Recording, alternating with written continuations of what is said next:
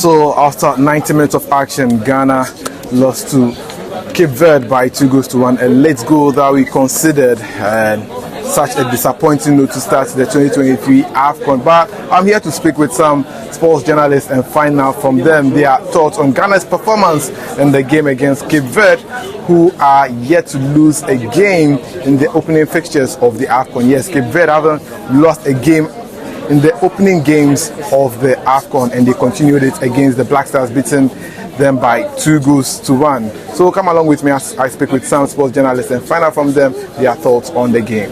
Ampofu, quick one, your thoughts on the game? Disappointed or not? No words. I mean, if you look at the nature of goals that we conceded, very avoidable. I thought we seized the momentum in the second half when we got the equalizer, but didn't capitalize. And so, I mean, it's very disappointing, especially because it's your first game against a team you should win.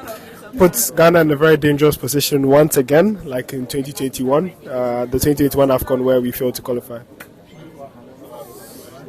In a game that Jiku gave off his best, do you think should have ended this way? No, I don't think so. I think it's a bit unfair for him. Picking up the Man of the Match award, despite being on the losing side, it just shows how good he was. I think he was very impressive, and he's always given his all and left all on the pitch. And that's Alexander Jiku. It would be helpful if other players could learn from him, but it's rather unfair that despite everything that he did today, he's not even going home with 1 point or anything. But hopefully they're able to inspire some confidence from somewhere and get something against Egypt and then Mozambique, because if the Black Stars are knocked out in consecutive AFCONs, I'm afraid we're just not a big side again, and we have to accept that. We talked before the game. You were highly optimistic. Are you disappointed? Well, I mean, when you concede a goal this late in the game, you've got to be disappointed. I mean, I'm sure if this game had ended in a 1-0 drawn game, yes, there would have been, a few concerns here and there, but to concede a goal in the 92nd or 93rd minute or something like that must be very, very frustrating and must be very painful. I honestly don't know what to say. It's quite disappointing indeed. Yeah. Is there light at the end of the tunnel? Can we make it out of the group stages? Can we make it out of the group stages and beat Egypt? Well, we still have 2 more matches to go. So if we can get results in any of those things, yeah, we'll see. I must say I am. I thought this was a game that was well within the reach of the Black Stars, especially on the back of that Egypt-Mozambique result. I'm sure the Black Stars saw that game, or probably were keeping tabs on that game, and so you would have thought that they would have come out of that, the tunnel more motivated, more pumped up. But I was surprised at the levels of energy of the Black Stars. Generally, I felt like by the 60th minute, a good majority of our players were tired.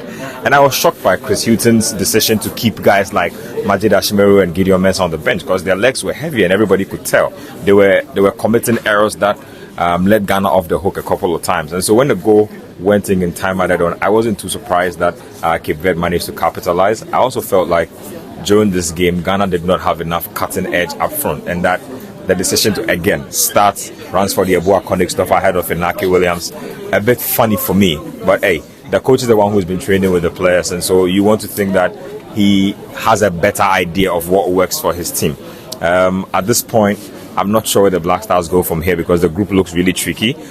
Gone are the days when Mozambique and Cape Verde were teams where you walk in, beat, and then go shower, have a good night out. But we've seen clearly from what Mozambique did against Egypt that there are no minnows in this group, and so it's a tough group.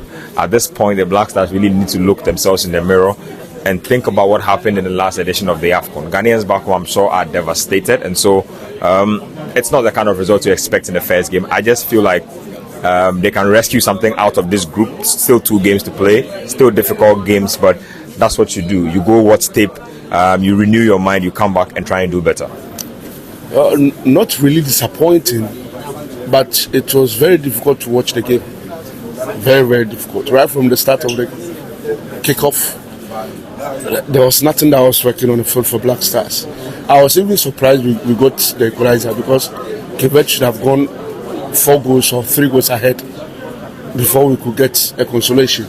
But for us to come back and get equalizer. I was thinking we could have built on that and then do something in the game. But there is it.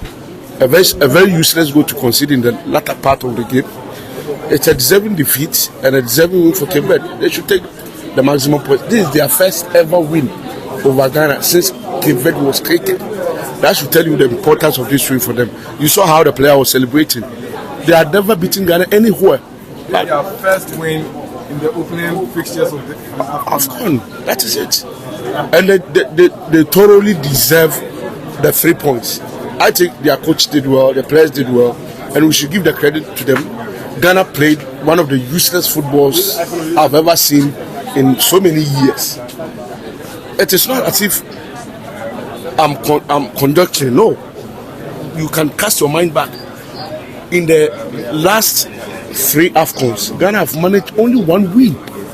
That was against Guinea-Bissau in Egypt 2019. In Cameroon, no win. Here we start with a defeat. That is it. So we just heard from some Ghanaian sports journalists here in Ivory Coast after Ghana's disappointing 2-1 defeat to Cape Verde in the 2023 AFCON tournament. The Black Stars of Ghana failing to get a win in the first match against Cape Verde.